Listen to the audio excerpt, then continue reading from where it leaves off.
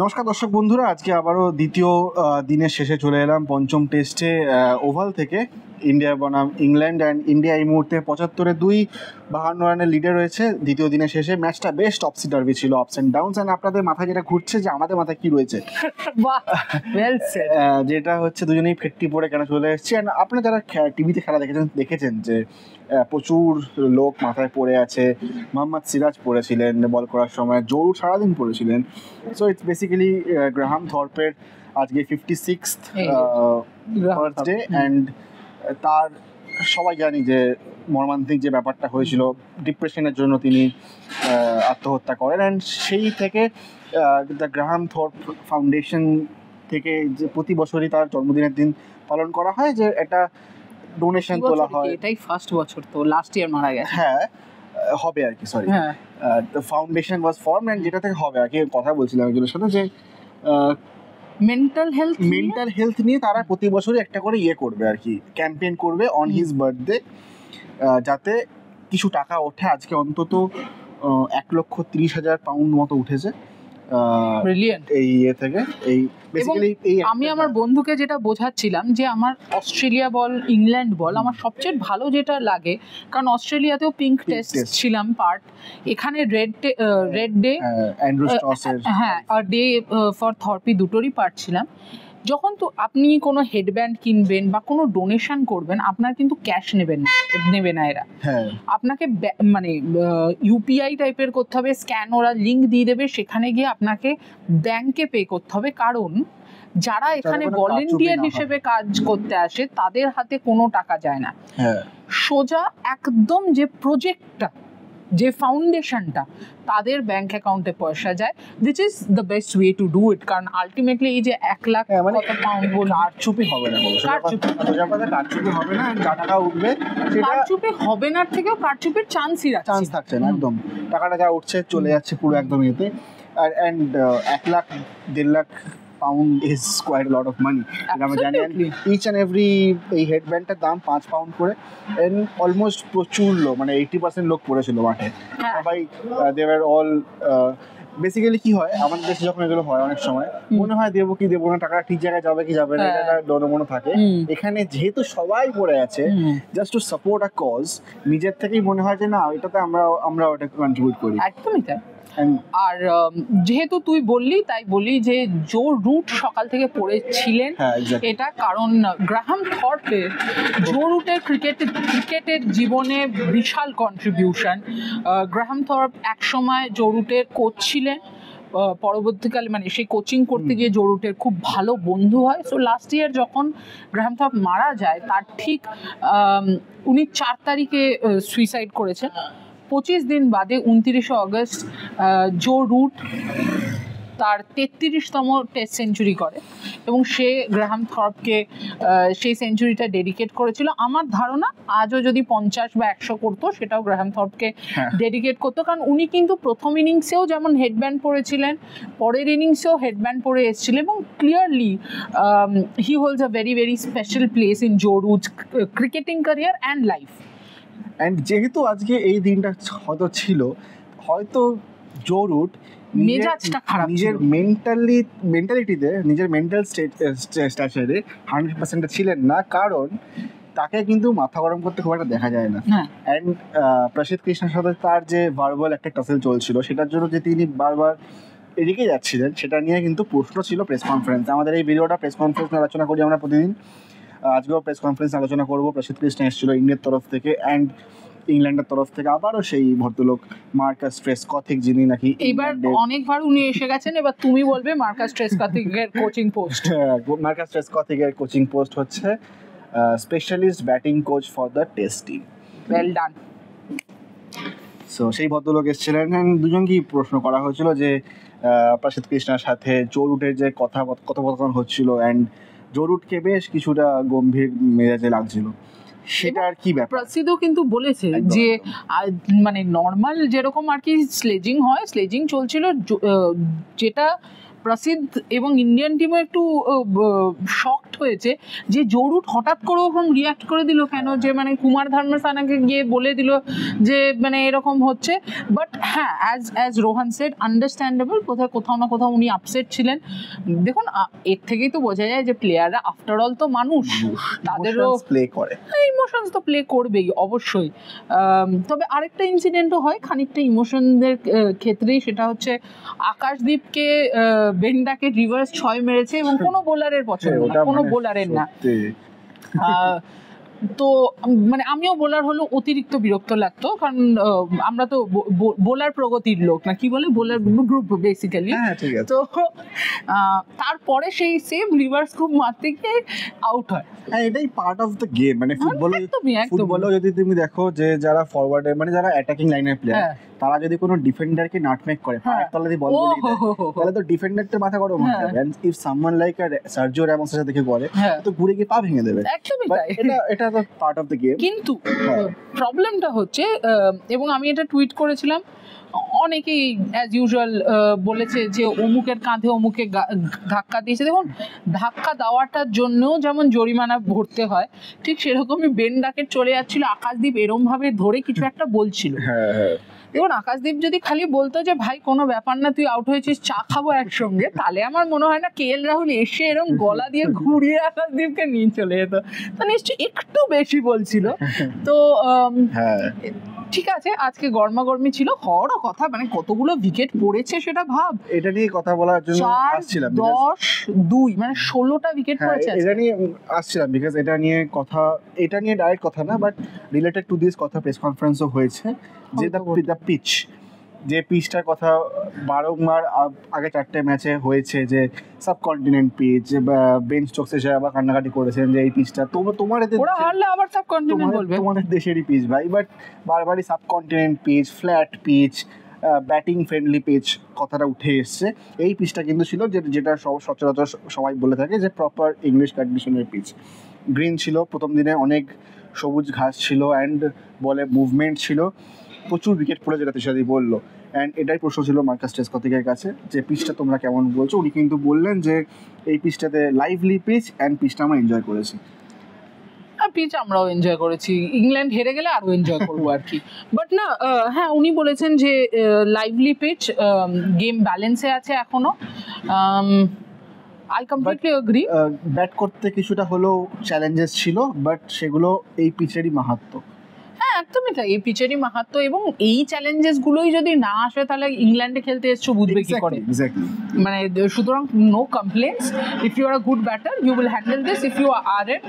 আর আরেকটাও ব্যাপার আছে, আই থিঙ্ক যশস্বী জয়সওয়াল যেরকম ভাবে ব্যাটিং করছে এখন এই পিচের যা অবস্থা, এবং যেভাবে বাউন্স আনইভেন, একটু হালকা বাউন্স হওয়া শুরু করেছে আনইভেন, মুভমেন্টটা লেট মুভমেন্ট হচ্ছে, which is a bit of a problem.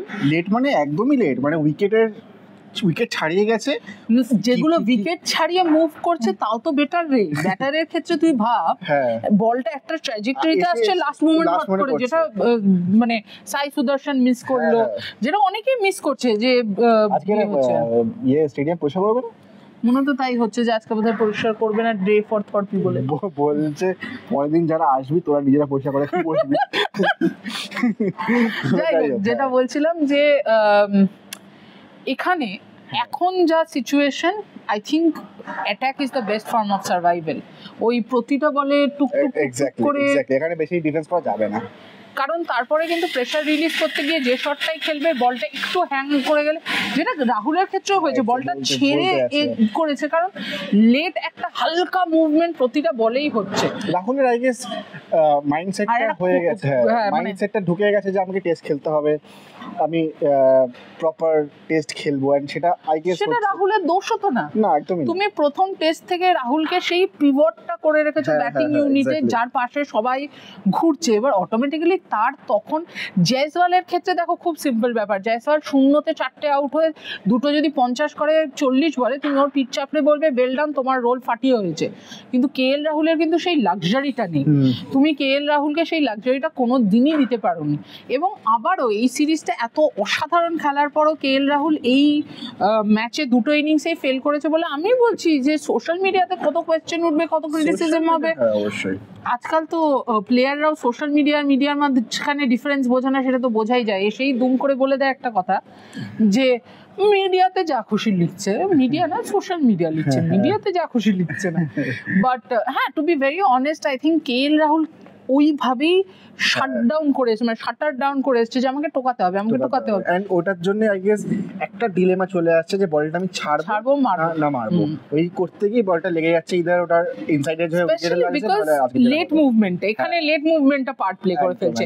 এটা যদি প্রপার মুভমেন্ট হয়ে যেত সে বলটা ছেড়ে দিয়েছে, সোজা গেলে হতো না, এটা হালকা কেটে যাচ্ছে বলটা, তাই জন্য এরকম হয়ে গেছে। এটা বলতো এমন উইকেটের পিছনে কাটছে, উইকেট কিপারের জন্য ভয়ঙ্কর হয়ে যাচ্ছে ধরা। বাট হ্যাঁ, এবার কোন প্রসঙ্গটা আমরা কথা বলছিলাম? পিচ প্রসঙ্গটা কথা বলছিলাম। পিচ নিয়ে প্রসিদ্ধ কৃষ্ণ প্রশ্ন ছিল, বাট খুবই ডিপ্লোম্যাটিক দিলেন যে প্রসিদ্ধ কৃষ্ণ বেচারার কাছ থেকে কত এক্সপেক্ট করছেন। হ্যাঁ, উনি খুবই ডিপ্লোম্যাটিক ভাবে বললেন যে হ্যাঁ এটা কঠিন পিচ ছিল, আমরা ভালো করে বল করলে ভালো করবে, এটা তো ভাই সবাই জানে, ভালো করে বল করে ভালো করবে। এইটা ভালো ইন্টেলিজেন্ট কথা বলেছেন, ভালো করে বল করলে ভালো হবে। ঠিক, এটা ঠিক না, কিন্তু হক কথা বলেছে, ভালো করে বল করলে ভালো উইকেট পাবে। আমরা চেষ্টা করবো, করবো, যেটা জেনারেলি বলার কিছু নেই ওটাতে। তাছাড়া অন্যান্য বড় পয়েন্টস কি ছিল যেটা মাথায় আসছে একদম? প্রসিদ্ধ কৃষ্ণার বুমরাওয়ালা পয়েন্ট আউট। এক্স্যাক্টলি বুমরাওয়ালা পয়েন্ট। আমার খুব ভয় লাগছে, তুই যেভাবে ফোনটা নাড়াচ্ছিস আমার নাকে মুখে মেরে দিবি। না আজকে যেহেতু হাতে বুমটা নেই, বিকজ বুমের ওপরে যে কি বলে মাথা পাঞ্চটা থাকে, পাঞ্চটা আমি হারিয়ে ফেলছি বারবার, আজকে খুঁজে পাইনি, খুঁজতে হবে। একবার না, যতগুলো ক্যাচ দেখছেন হেডিংলি থেকে পড়ছে, ক্যাচ মিসলি কথা ছিল, রাইট? ঠিক আছে, হেডিংলি থেকে যতগুলো ক্যাচ মিস আপনি দেখছেন না, দুটো টিম মিলিয়ে ঠিক ততবারই রোহান সেই বুমের স্পঞ্জটা হারিয়েছে, আবার খুঁজে পেয়েছে। মানে স্পঞ্জটা ইংল্যান্ডে, রোহান ইংল্যান্ডে দান করতে চায়, স্পঞ্জ ইংল্যান্ডে থাকতে চায় না। হ্যাঁ, আগের দিন রাস্তায় ফেলে এসেছিলাম, বাইরে বেরিয়েছি, রাস্তায় পড়ে আছে, ওখানে লোকজন মানে বেশ ভালো পা দিয়ে মারিও দেয়নি ওটা। বাট যাই হোক, ফিরে আসছি বুমরার প্রসঙ্গে। প্রশ্নটা ছিল এটাই যে বুমরা যে প্রশ্নটা আগের দিনও হয়েছে যে বুমরা থাকছে না, 3টে ম্যাচ খেলছে, এটাতে অ্যাডজাস্ট করতে বাকি বোলারদের কতটা প্রবলেম হচ্ছে। আজকে ওনাকে যেটা করা হয়েছিল অ্যাজ এ বোলার, তিনি উত্তর দিয়েছেন যে না, আমাদের প্রবলেম হচ্ছে না, বাকি যারা আছে সবাই ম্যাচের জন্য রেডি থাকে, অলওয়েজ থাকে, এন্ড এটা প্রফেশনাল স্পোর্টে হয়ে থাকে। বাট তোমার কি মতামত এই উত্তরটাতে? আমি যদি প্রসিদ্ধ কৃষ্ণ হই, আমি তো চাইবো বুমরা না খেলুক, তবেই তো আমি খেলতে পারবো। এই কি রে বাবা। তো আমার মনে হয় এই যেটা বাড়াবাড়ি লোকে বুমরার একটা পেছনে লাগার জন্য বলে যাচ্ছে, মেডিকেল কন্ডিশনের জন্য খেলছে না, সার্জারি হয়েছে, এত তো সোজা না সার্জারি হওয়া, এবং সার্জারি থেকে রিকভারি সে কতটা পেয়েছে, সঙ্গে সঙ্গে কিন্তু চ্যাম্পিয়ন্স ট্রফিতে ফিরে এসেছিল, যেটা লোকে মানে ভুলেই যাচ্ছে একেবারে কনভিনিয়েন্টলি, যে বুমরা টেস্ট ম্যাচ থেকে তো খেলছে না, বুমরা সেই চ্যাম্পিয়ন্স ট্রফিতেও তো খেলেছে, সে পাকিস্তান ম্যাচের জন্য আগে ফিরে এসেছে। এরপর এশিয়া কাপও আছে, এশিয়া কাপ আছে, মানে বুমরা তো একটা ফরম্যাট খেলে না, বুমরা 3টে ফরম্যাট খেলে, লেটস সে 4টে ফরম্যাট, আইপিএল ইনক্লুড করে। এবার আপনারা বাড়িতে বসে বলতেই পারেন যে বুমরা কেন 4টে খেলছে, তা আপনি কেন অফিসে যাচ্ছেন, অফিসে গিয়ে বেশি টাকা চান কেন, আপনারা কেন, ঠিক আমরাও যে কারণে রোজগার করতে চাই, ও রোজগার করতে চাই, এর মধ্যে তো কোনো ব্যাপার নেই। এবার কান্ট্রি ওভার আইপিএল এর ব্যাপার নেই, আইপিএল এ 4 ওভার, এখানে এক দিনে 10-12 over, there is a difference. As far as বাকি বোলাররা কনসার্ন, এটা যে কন্টিনিউয়াস প্রশ্ন কেন উঠছে আমি এটাই বুঝতে পারছি না, কি অ্যাডজাস্ট করতে হচ্ছে? প্রসিদ্ধ কৃষ্ণ তো বুমরা থাকলে খেলতোই না, তো ওকে কি অ্যাডজাস্ট করতে হচ্ছে, ওকে খেলতে হচ্ছে, সেটা প্রবলেম? সেটা কি কোনোদিন কারো প্রবলেম হতে পারে? কি কথাবার্তা রে ভাই। এই কথাটা প্রেস কনফারেন্সে বলে দিলে উঠে চলে যেত। ফলো আপ কোয়েশ্চেন করতে হচ্ছে, ভাই তুই তো খেলছিস, বুমরা খেলছে না বলে, এটা করে উঠে চলে যেত, আমাকে পরের দিন উঠতে দিত না। আনন্দ বলতে ভাই তুই বাহার যা, আমাদের অ্যাক্রিডিটেশন দে দে। বাট যাই হোক, হ্যাঁ, catch Mrs has been a problem দুটো টিমের জন্যই, অ্যান্ড শুরু সেই হেডিংলি থেকে। অ্যান্ড ক্যাচ মিসের জন্য যে ম্যাচে কতটা ট্র্যাজেক্টরি ঘুরে গেছে এটা আমরা দেখেছি। আগের ম্যাচেও জাদেজা 0তে ক্যাচ ফেলেছে জরুর, সেখান থেকে জাদেজা সেঞ্চুরি করে ম্যাচ বাঁচিয়ে দিয়েছে। আজকে 3টে পরপর ক্যাচ মিস হলো মনে হয়, তাই না? 3টে ক্যাচ মিস হয়েছে।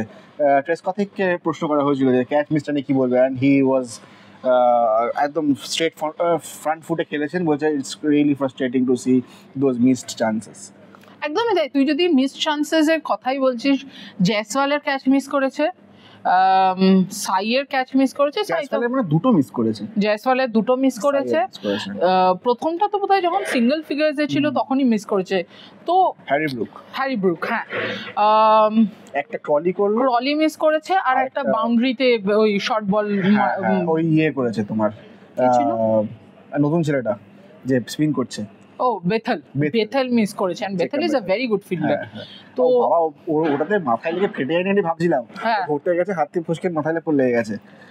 তো রিভার্স কাপে ধরতে গেছিল, এন্ড রিভার্স কাপে আমি জানি না, আমার কখন সবসময় মনে হয় যে বডি থেকে একটু দূরে না হলে রিভার্স কাপে গিভিনের জায়গাটা কোথায়, আর গিভিনের জায়গা নেই বলে কিন্তু হাত ফাঁক হয়ে গিয়ে, যাই হোক মানে এখানে ক্যাচিং ক্লাসেস না দিলেও চলবে, বাট ইন শর্ট যেটা আমার ভালো লেগেছে হচ্ছে ট্রেসকথিক টুক ইট একদম মানে চড়াতে বলেছে যে দ্যাটস ফ্রাস্ট্রেটিং, এবং কেউ যদি বলে যে ফ্যাটিগের জন্য হচ্ছে দেন দ্যাটস রাবিশ, কারণ ফ্যাটিগের জন্য কিছু করেছিল ম্যাট রোলার ESPN Cricinfo যে এটা কি মনে হচ্ছে যে এতদিন ধরে খেলা হচ্ছে, প্লেয়াররা অনেক বেশি টায়ার্ড, সেটার জন্য ক্যাচ মিস হচ্ছে কিনা, এন্ড ট্রেসকথিক ওয়াজ রাইট আপ দেয়ার যে না এটা কোনো যুক্তি হতে পারে, হ্যাঁ এটা কখনোই এক্সকিউজ হতে পারে না। তাহলে 5টা টেস্ট ম্যাচ খেলো না যদি ফ্যাটিগের জন্য ক্যাচ মিস হয়ে যায়। তো আমার মনে হয় যে Trescothick did a good job on that, and as a coach should সবকিছুতে ডিপ্লোম্যাটিক উত্তর দিলে তো হবে না রে বাবা, যে না আমরা পরের দিন দেখতে পেয়ে ক্যাচ ধরবো, সে তো বটেই ধরবে, পার্ট অফ দ্য গেম। হ্যাঁ পার্ট অফ দ্য গেম উনি বললেন এটা, বাট প্রথমে তিনি বললেন যে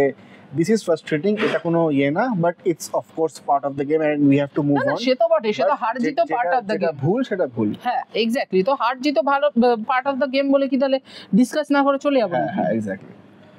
আর কি পয়েন্ট ছিল? আর মেজর তো এরকম কিছু, বিকজ দুটো প্রেস কনফারেন্সই 5 মিনিট করে ছিল, and আজকে আমি নিজের প্রশ্ন পেয়েছিলাম, সো থ্যাংক ইউ। বিকজ তোমার নিজের প্রশ্ন কি ছিল? পিচটা ছিল, বিকজ আমি পিচ নিয়ে আর্টিকেল লিখবো, তাই জন্য পিচ নিয়ে একটা প্রশ্ন দেওয়া ছিল।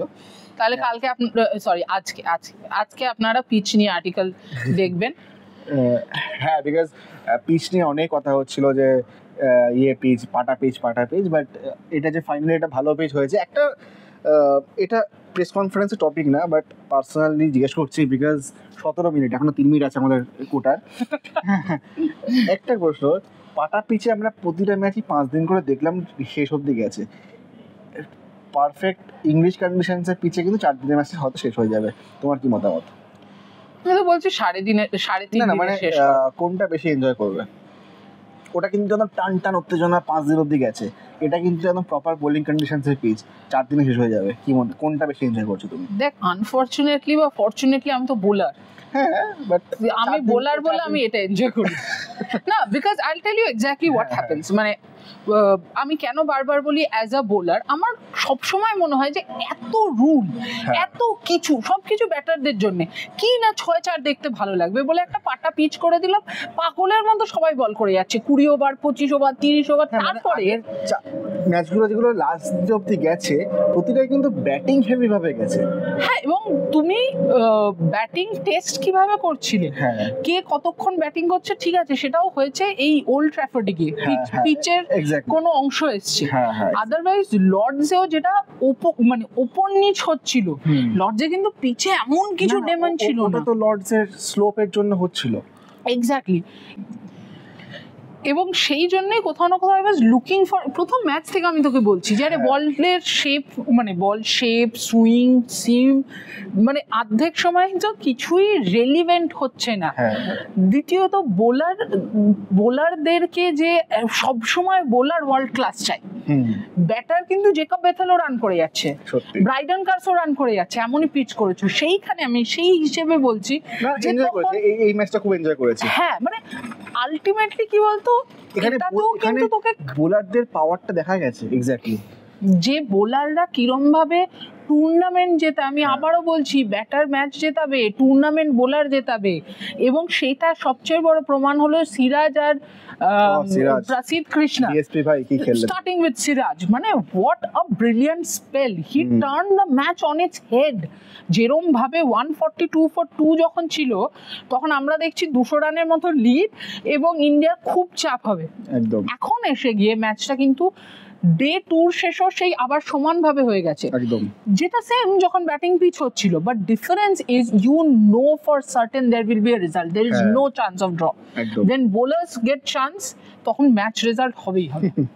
একদমই তাই। এই বলি শেষ করবো ভিডিওটা। ডে 3 এক্সাইটিং কিছু জিনিসপত্র লুকিয়ে থাকবে আছে আমাদের জন্য, বিকজ আমরা এখনো জানি না যে ম্যাচটা কোথায় যাচ্ছে, and it has been such a series so far, and hopefully গম্ভীরভাবে বললে such a series so far, না মানে খুবই এনজয় করেছি সিরিজটা, অ্যান্ড এই ম্যাচটা হয়তো 4 দিনে শেষ হয়ে যাবে। থ্যাঙ্কফুলি, ফিঙ্গার্স ক্রসড, আমরা লন্ডন একটা বেশি দিন ঘুরতে পারবো before we fly off to India. এই বলে শেষ করছি। Thank you so much for watching. Like, share, subscribe অবশ্যই করে দেবেন, অ্যান্ড যেটা দিশাদি অলওয়েজ বলে, বাংলাকে একটুখানি বেশি করবেন।